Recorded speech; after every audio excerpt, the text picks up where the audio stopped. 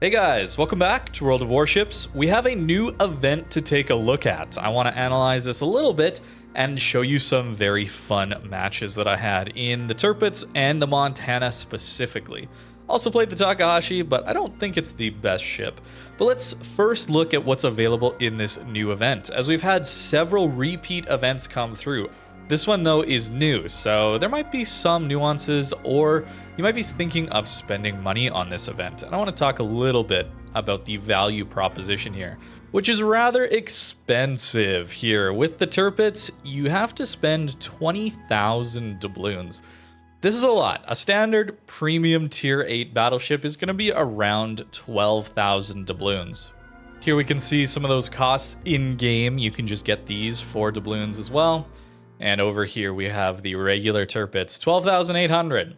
So you're paying up quite a bit for what amounts to a special camo and commander with a voiceover. No special upgrades though, like Lucian's for example, which does give us benefits when we get secondary hits in game.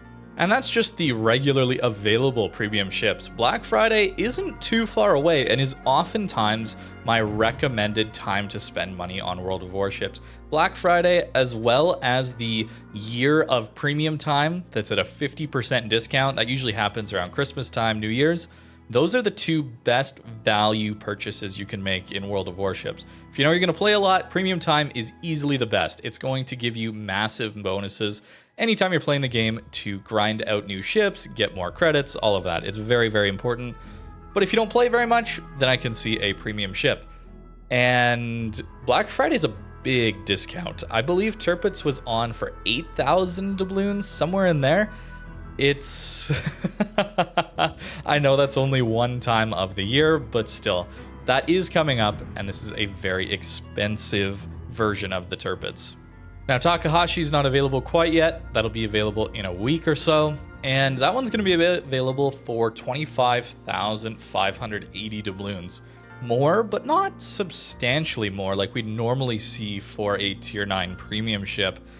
And I really wouldn't recommend it, down to gameplay reasons, to be honest. But I'll talk about that a little more in the Takahashi game. It's just not a very good ship. This one also is available to earn for free. That's the difference here with the Takahashi compared to the Tirpitz, as well as Montana.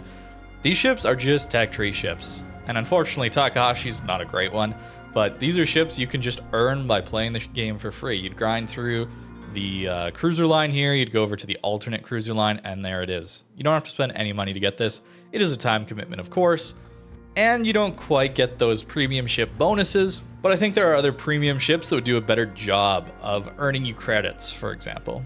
And lastly, Montana, which could be one of my favorite ships in the entire game.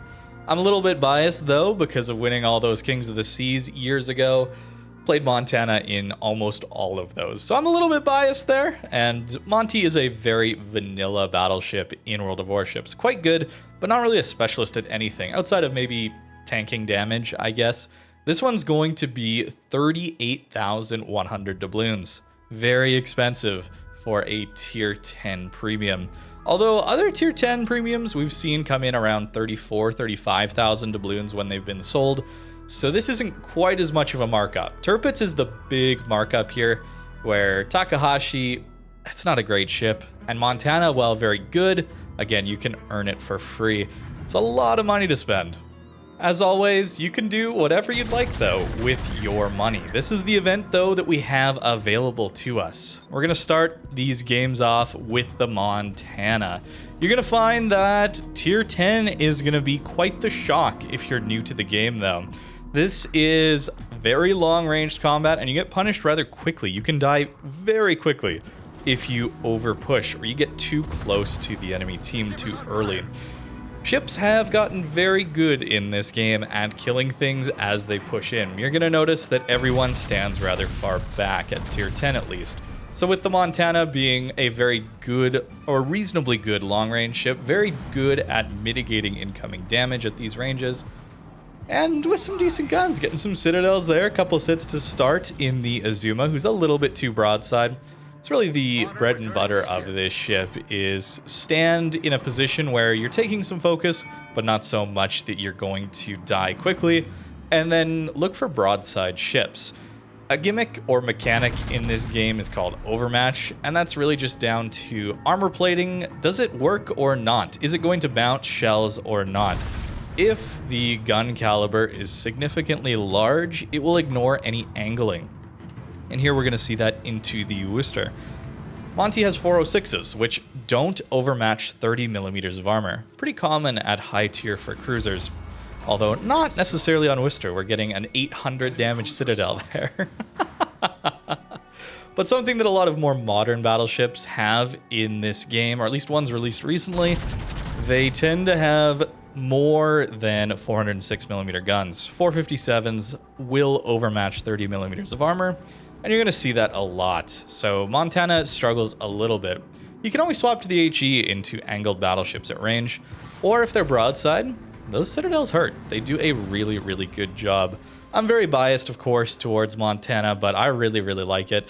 For me personally, this is probably going to be a ship I play a lot, simply because I can swap my commanders over to it for free.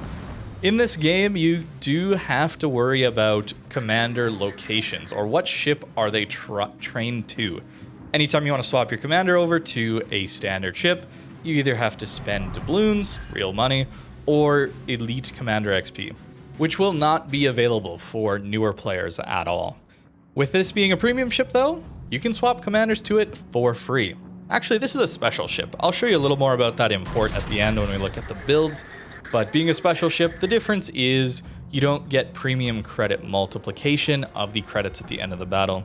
You still can swap commanders to it for free, which is really, really nice, as well as reduced repair costs at the end of battle, saving you a bit of credits, but not nearly as much earning potential as premium ships.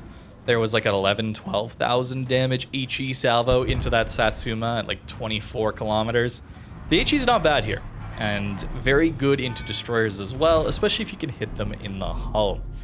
So for me, it's really just going to come down to, I can keep Halsey, which is the Special American Commander, on a different ship, a tech tree ship, maybe Vermont. Perhaps I will leave it on Maine, and now I have a Montana that I can swap to anytime I'd like without spending those doubloons, which is very nice. Now we're getting into a Cyclone here, a game mechanic where you can't see very far. You can only see 8 kilometers, but on the mini-map, we can see approximate ship locations. So why don't we blind fire for them? That's 2. Yeah, we'll just get a Dev Strike blind. I like Montana. You're not going to get games like that or dispersion or luck like that all the time, but it's pretty good. Monty is very, very fun. And considering this is a Cyclone, can't see very far, we can push in very, very easily. These are very fun in my opinion, although they often do come up a little bit too late in the game where most of the match is already decided. As you can see, most of my team is alive, most of the enemy team is dead already. So if these Cyclones appeared a little earlier, maybe that would be a little bit more engaging, especially at the start of the battle when we play so passive to begin with. The Thunderer there is going to turn in an angle to us, so there we do decent damage, but nothing nearly as good as if we're getting those black ribbons, those Citadels.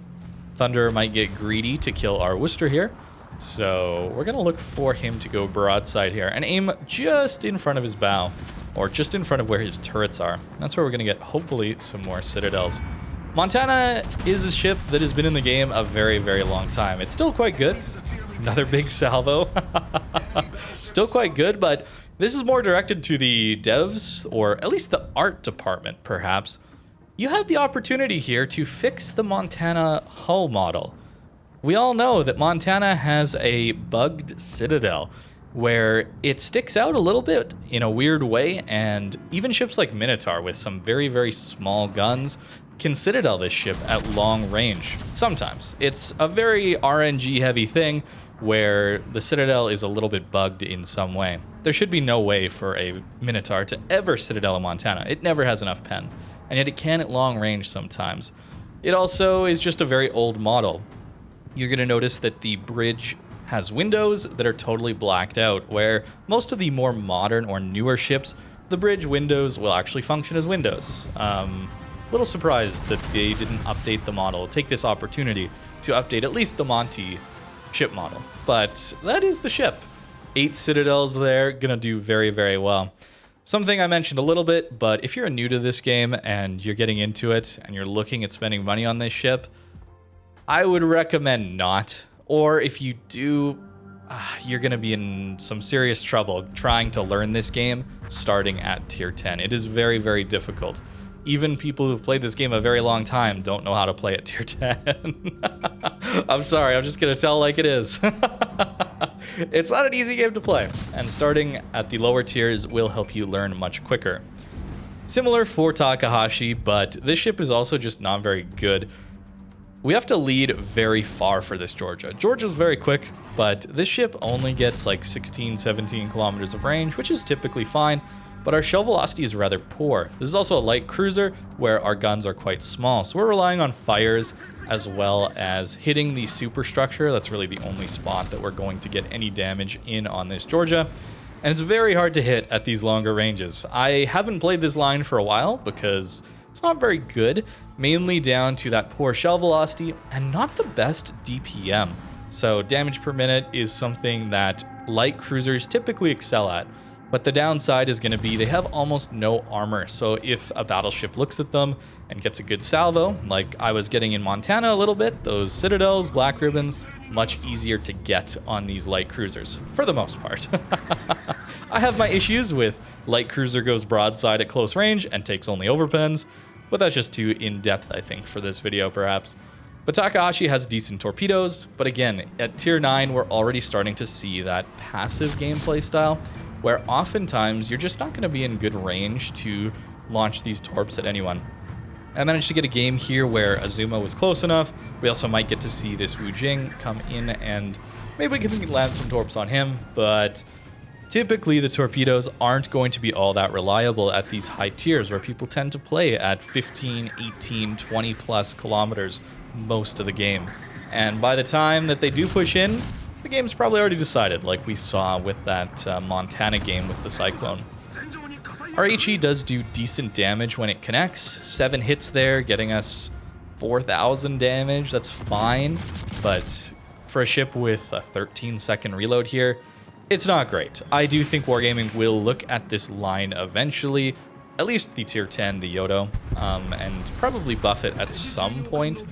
Torpedoes in on the Wu Jing here. We're not going to launch them all at once. This gray line giving us an approximation of where the ship will be. He can always maneuver, so I'm expecting him to slow down when he sees my torpedoes, especially this second set I launched, so I'll aim a little bit far back and launch some HE at him. Swap to the AP when he's broadside. That's always a decent idea. But at these close range, we got to be very careful against these battleships. So I'm going to start to angle away. Getting caught broadside is very, very bad. AP, 7 full pens for 4,000 damage. I mean, we looked at Buffalo the other day. That ship got buffed, but that thing's got a much faster reload and does way more damage and has a radar and has better armor. Yeah, no torps though on that one. Jaeger here coming in. I have to take a look at Jaeger. This ship is now available in the armory for coal, I think. Maybe I should look at coal destroyers here soon. That series should come back, I think. But Jaeger is a very, very small DD, very hard to hit, so a little awkward dispersion, a little poor aim, and we don't manage to do any damage to him. At least we reload relatively quickly, and hopefully I can finish him off there for my team. And we do. But that's really about it. Montana here, pretty far away, but we will use some island cover. Most maps have some decent islands available to use at the start, and certainly as the game progresses, to allow you to fire from behind them. So anytime I'm shooting my guns in open water like this, I have a direct line of sight of the ship I'm firing at, I'll get spotted. And you'll see that here briefly, I think, that detected icon. That means they can see me, but now they can't. It's because I'm shooting over an island. Rely on teammates to get me spotting on that target. I won't be able to spot that Montana, but if my teammates are, I should be able to shoot over this island for free. And this is very common for light cruisers. So if you end up getting Takahashi or you happen to roll it in the loot boxes, then this is kind of the gameplay style you'll want to take most of the time. Be patient. Don't just risk open water. I have a tough time with that, but being patient behind islands will allow you to stay alive and do some okay damage as well. Speaking of loot boxes, I do not recommend them. They are a terrible value always in this game, just because the ships are incredibly expensive to get outright. Doesn't mean that you're going to get a better deal, quote unquote, if you manage to gamble for them in the loot boxes.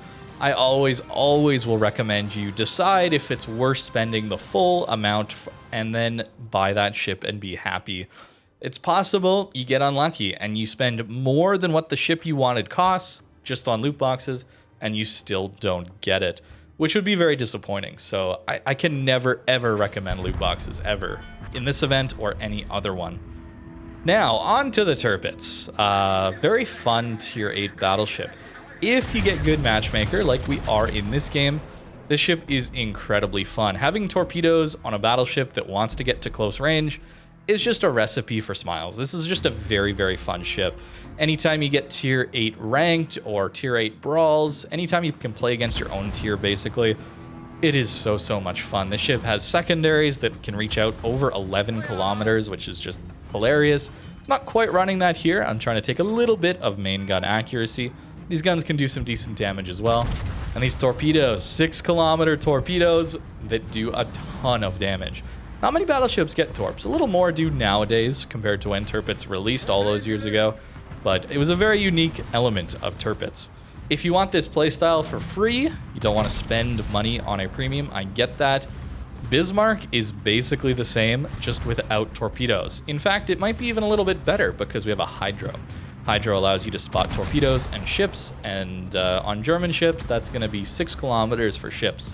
I think it's 4 kilometers for torpedoes, so it helps you stay alive when you're pushing in, and maybe gets you a little bit of information while you're at it as well, which is incredibly valuable. I'm a little worried about a destroyer kind of sneaking up on me. That's a very common thing that DDs like to do. It's very fun as a destroyer to sneak up on a battleship and nuke them from behind an island like this. So I'm a little worried about that. In this case, no Hydro, because we're not playing that Bismarck, so I'll launch my plane. For now, planes do still spot ships, and that's going to give us a very, very clutch heads up on the Icarus coming for us. Well, we got torpedoes. Our guns aren't going to turn in time. We got to hope for the Torps. Bit of a Uno reverse anytime you can torp out a destroyer, right? Surprise! Dev strike, double strike even. We get that Mackinson with our main guns and secondaries. We're on fire for a bit, but if I use my damage control, we're going to be fine. Tirpitz is very fun. Anytime, though, you get into tier 10 games, you're going to struggle. That's the issue with this game, is you have +2, -2 matchmaker. So you can see that Montana we looked at earlier. Tirpitz can fight that, and it's going to have a bad time. Into that North Carolina, massive salvo there as well. That accuracy build, or a bit of a hybrid build we call it, where we take some upgrades for our secondaries, but also take main gun accuracy upgrades. It works out pretty well. The North Carolina here, going to turn away, but our secondaries are in range. And anytime you're running secondaries on a Tirpitz or a Bismarck, the smaller caliber secondaries can actually pen battleships. Armor values here, very important, but battleships typically have 32 millimeters of armor at these higher tiers, and these secondaries with a special upgrade allows them to pen battleship armor. So we're actually going to get damage out of most of these secondary hits. We're also running Lucians, not using the special commanders that come with these ships, because Lucians is very powerful. On 100 secondary hits, we're going to get a reload buff to our secondaries. Little mini game or small mission, side quest, I guess, in battle that you can accomplish and get a small buff to your ship. Some of them are massive, by the way, for other nations. Also, look at that dispersion. If you're going to play battleships or you get some of these ships and you expect them to be accurate all the time, you're going to have a bad time. They are very inconsistent, very RNG dependent. But you can have some massive one-shot salvos as well, so probably fair, I suppose. There's our buff. Now we have faster reloading secondaries. Very cool. Specifically, Halsey for the Montana there gives us on a Confederate another 20% reload to our main guns. Very, very powerful. For the Japanese line, Yamamoto, Kraken giving us 40% reload? Something like that. It is insane. Kraken's much harder to get, oftentimes at the end of the game, and it gives you a heal as well. And then the Russian commander is probably the strongest one, Kuznetsov, allowing you to damage control any fires or broken modules on your ship, as well as giving you a small heal and making enemies have worse dispersion when they fire at you when you're on 10% HP. It activates almost every game and is a very broken skill. So that's why typically it's nice to have premium ships, or at least special ships, that allow you to move commanders around. And all three of these allow you to do that. If you're interested in that, Tirpitz would already allow for that though. 147 here, Dev Strike, Double Strike, 3 Citadels, some torpedo hits. Very fun, very fun. And there's a lot of different ways you can build the commander on these ships. I would say the recommended upgrades, that's these little orange triangles, they've gotten better over time. So you could just run those if you're new to the game. But here, deviating a bit and getting our secondaries upgraded here. Tirpitz is very fun with that build when you face your own tier. Whenever you're facing those tier 10s though, yeah, you're going to struggle quite a bit. Takahashi wants you to go for a torpedo-focused build. I've already talked about why I don't think that's very good. Games are just too passive, and guns are always going to be more consistent damage output than you see on torpedoes, for example. Eye in the Sky is not something I should have, by the way. I think I was playing Zhao and looking for the legendary upgrade there. Which video will be coming soon, by the way, but the rest of it looks okay. Again, they want you to run torpedo upgrades. It seems a little bit overcommitted into Torps, which, again, are very, very situational here. And then for Montana, being a little bit aggressive with this one, I'm taking a super heavy AP shells skill. Very hard to use. It's often just going to get you killed quicker, especially if you're new to the game, but the extra damage can be nice, and then the rest of it's pretty good. Although the recommended build with these orange or yellow triangles is solid. So just run that, honestly, if you're looking for a default build. Look at this, though. You do get access to the legendary upgrade, the unique upgrade. If you're new to the game, you're not going to see these for a very long time. And in fact, Montana's isn't that good, so I wouldn't recommend getting it. But that's very important because this is a distinct ship. This is totally separate from the normal Montana, and it's the same module. So if I were to put it on my standard Montana, like perhaps I would want to, not usually, you're going to notice that it goes away. It's not like I got a second one with this ship. It goes away. I would have to purchase another one or just demount it from my normal Montana. Very important to note that because Yamato with the ARP event came with a separate unique upgraded from the regular Yamato here. So this is the regular one, and the ARP has this little icon. It's a separate module, and you had to pay a ton extra for it. It almost doubled the cost, I think. So very nice to see that, actually. Good change, Wargaming. Really good. Even though Monty's not really a module I would want to run personally. Now, real quick, before I go, I want to talk a little bit about premium versus special ships. Special ships have a gray ship icon here for a battleship in this case, and then a gold wreath. Anytime you have a premium ship, you're going to have a gold icon here and a gold wreath. Standard tech tree ships will be a silver or white icon and a white wreath. So those are the differences there, at least to let you know what you're getting. And you have to spend on basically everything when you're dealing with a standard ship, moving commanders around anytime you want to do that. Like here, if I wanted to bring my Halsey commander over, I have to retrain, right? And then if I was to go to my Montana, and let's say I wanted to change to, I don't know, the commander that comes with it, instantly does it, no payment required at all. So that's the benefit there. You also get those reduced costs at the end of a game to repair your ship, but no multiplier to the credits earned. That's where a premium ship is going to give you that. So that's the Blue Archive event. This is one of the first times I've gone over these in detail like this, so let me know what you think. Tried to get some fun games though for those of you less interested in the event and just want to see some fun matches. Tried to do that as well, so let me know if I struck a good balance for that. And if you're new to the game, I apologize if some of the concepts went over your head. I typically make the content towards more experienced players, trying to show people how to get to that next level in this game. But let me know what you think as well. Thank you very much for watching, and have a great rest of your day.